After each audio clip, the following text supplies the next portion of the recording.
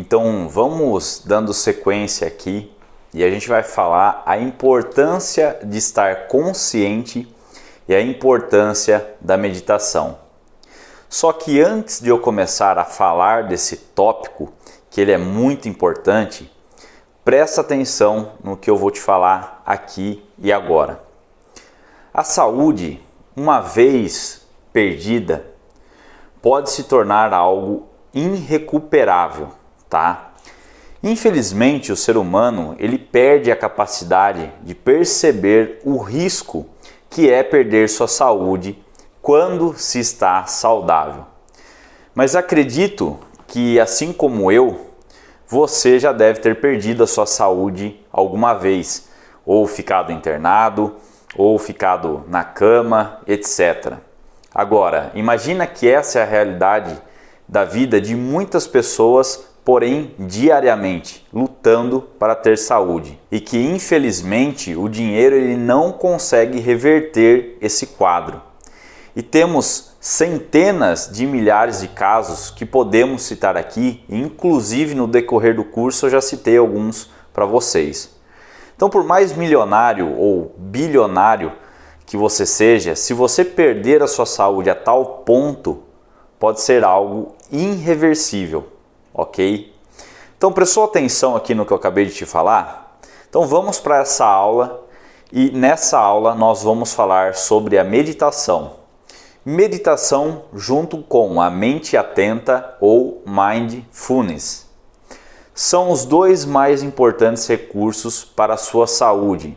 São mais importantes que a sua musculação, a sua corrida, a sua alimentação saudável, o seu sono adequado, o seu ambiente e todas as outras dezenas de recursos juntos, e eu vou justificar isso daqui para você. E a razão é que o desenvolvimento desses dois recursos diferencia um indivíduo consciente de um indivíduo que é um robô. Aquele que sabe que está fazendo, ou apenas aquele que roda no automático sem saber das consequências. E quanto mais consciente o indivíduo se torna, melhor ele aplicará todos os demais recursos voltados para a sua saúde. Ele vai ter domínio disso daí. Por que você acha que a grande maioria das pessoas não adota nenhum desses recursos de saúde que eu sempre falo e passo aqui para vocês? Para melhorar a sua própria saúde, para melhorar o seu próprio estado de vida atual. Você já parou para se perguntar? E muitos passam às vezes uma vida inteira se sabotando, né? Adotando hábitos que elas mesmas sabem que causam doenças, e futuramente, obviamente, vai causar sofrimento. Qual que é a razão disso? Qual que é a razão, por exemplo, de uma mãe ou um avô ou uma avó comprar doces e porcarias para as crianças comerem, para os seus netos comerem, sabendo que estão envenenando aos poucos essas pessoas que elas amam, ok? O que faz você cometer grandes erros e agressões contra o seu próprio organismo, sabendo que de alguma forma irá causar problemas para você mesmo? Eu chamo isso de irracionalidade, o agir sem pensar, agir por impulso, ação inconsciente, ok? É estar sendo muitas vezes manipulado pelo que você tem de mais ruim dentro de você. Ou seja, é a sua subpersonalidade autossabotadora que todos temos dentro de nós, ok? Mas que condicionam atos que causam problemas em nossa vida. E aquele que nega muitas vezes essa subpersonalidade negativa é porque é tão submisso a ela que não a reconhece ainda quando ela atua, quando ela prejudica, quando ela te sabota. Então, o primeiro passo para poder despertar de um comportamento autômato e mecânico, né, que faz realizar coisas sem pensar, no piloto automático, sem muitas vezes avaliar as consequências dessa ação, e encontrar o observador ou a testemunha que está dentro de você para te ajudar e te alertar, ser alguém mais saudável, e despertar aquela parte interior que é capaz de observar o seu corpo, suas sensações, os seus pensamentos, as suas emoções, sua mente, suas palavras, seu comportamento em geral, sem se identificar com eles, apenas observa e testemunha o que está acontecendo. Ok, ninguém nasce com essa capacidade de se autoanalisar a todo momento. Porém, em algum momento da sua vida, você precisará despertar para ela, como se ela estivesse apenas adormecida, essa sua habilidade. Mas, depois de despertar, as pessoas usam essa capacidade de observação muito pouco, tá? Eu diria que quase nada. A maior parte do tempo, os indivíduos ainda vivem de forma robótica e inconsciente. Isso faz com que adotem esses comportamentos agressivos para consigo mesmo e para com as pessoas que eles dizem amar, tá? Eu parto do princípio que quem ama, cuida, mas nesse caso ocorre-se o contrário, porque você está no seu piloto automático, que é o caso do avô dando doce para agradar o neto, ou da mãe dando doce para agradar o seu filho ou a criança em si. E lembrando que mesmo sabendo que esse ato de dar o doce o fará sofrer em algum momento da vida. A única maneira para ser mais consciente, para ter essa consciência cada vez mais intensa em sua vida e você ter esse controle, é você treinar essa capacidade de observação, de autoobservação. Então, quanto mais competente essa habilidade for, mais poderemos gerenciar a nossa mente e controlar o nosso estresse, assim como controlar as nossas emoções e os impulsos autossabotadores que a mente prega em nós, que a mente tem como pontos muito específicos dentro das suas ferramentas. E assim nós podemos escolher pensamentos e comportamentos que nos tragam mais saúde, mais paz e mais felicidade, tá? Podendo assim desenvolver essa nossa capacidade de autocontrole e essa capacidade de você poder controlar a sua mente. De bloquear, por exemplo, os pensamentos negativos também, de bloquear os seus impulsos sabotadores através de uma ferramenta que é muito importante, que é a meditação, tá bom? Então, ao praticar regularmente a meditação, você irá praticar o controle da sua mente em um ambiente mais seguro. Vou te dar um exemplo. Da mesma forma que alguém que está aprendendo a nadar em uma piscina, que a água vai ali até o peito, né? Então, caso o barco vire no meio do rio ali que você está treinando, essa pessoa saberá, no caso, você saberá nadar e sobreviver, porque não tem como você se afogar. Então, de uma forma simplificada, a meditação e o treinamento para controlar a mente é você usar esse observador interno para você avaliar esse seu comportamento, se está de acordo com as suas vontades, se realmente, né, está de acordo com as suas vontades. E olha que interessante, várias tradições utilizam a carruagem como uma analogia do controle da mente. A carruagem, no caso, seria o nosso corpo físico. E quanto melhor ele estiver, mais fácil fica de você avançar no caminho. A carruagem, então, ela é puxada por 1 ou 2 cavalos, que seria a nossa mente no caso. E o cocheiro é a vontade que controla os cavalos e cuida da saúde e integridade da sua carruagem. Ou seja, ali no interior da carruagem encontra-se também o Senhor de tudo, que está ali oculto. E geralmente ele só intervém quando alguma coisa está muito errada ou quando ele é solicitado. Para seguir uma viagem tranquila, é necessário então que o cocheiro domine completamente os cavalos e ouça as orientações do Senhor. Se os cavalos, que é a mente, forem selvagens, forem cada um por um lado, por exemplo, e não obedecerem o cocheiro, a viagem não acontecerá. Pode ter certeza disso. O cocheiro, antes de juntar os cavalos na carruagem, os leva então para um curral e os doma e treinam eles para se habituar aos seus comandos, até tornar então esses cavalos obedientes completamente obedientes à sua vontade.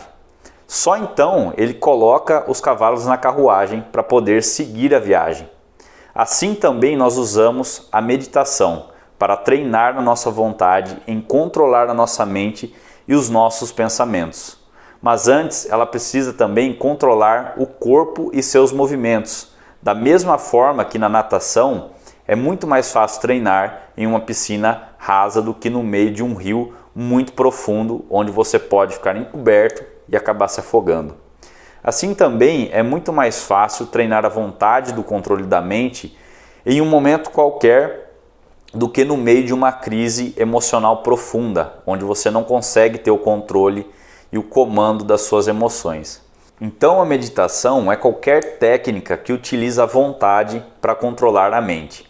E aqui entra o observador, que testemunha os esforços da vontade em você controlar a mente e os pensamentos. Mas sem despertar o observador que temos em nós, nós nunca vamos conseguir utilizar a vontade para controlar a mente e evitar também que a mente se ocupe de pensamentos indesejados, cheio daqueles pensamentos que a gente normalmente costuma falar de pensamentos negativos, destrutivos, que geralmente geram perturbações e ações destrutivas ao nosso corpo. Isso é meio que automático, é um entrelaçado com o outro, certo? E qual é a técnica básica da meditação para treinar então o seu observador a testemunhar a vontade de controlar os seus pensamentos junto da sua mente?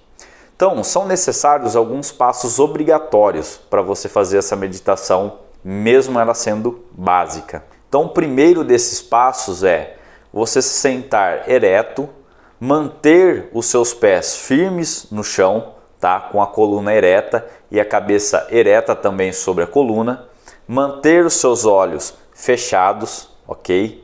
Depois você pode até treinar outras técnicas com os olhos entreabertos, mas inicialmente vamos focar em fazer com os olhos fechados, que vai ajudar você a ter mais foco.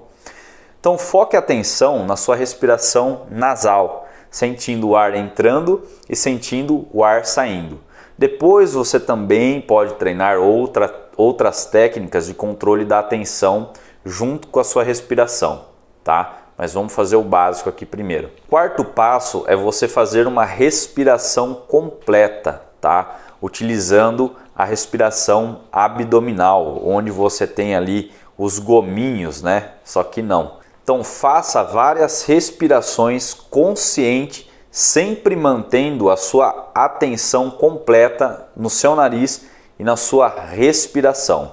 A respiração deve ser observada no próprio ritmo dela, ok? Não importa se ela está um pouquinho mais rápida ou um pouco mais lenta.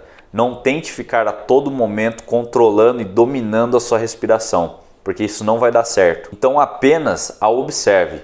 Se não conseguir manter a respiração apenas pelo nariz, não tem problema. Permita também que o corpo ele respire um pouco pela boca.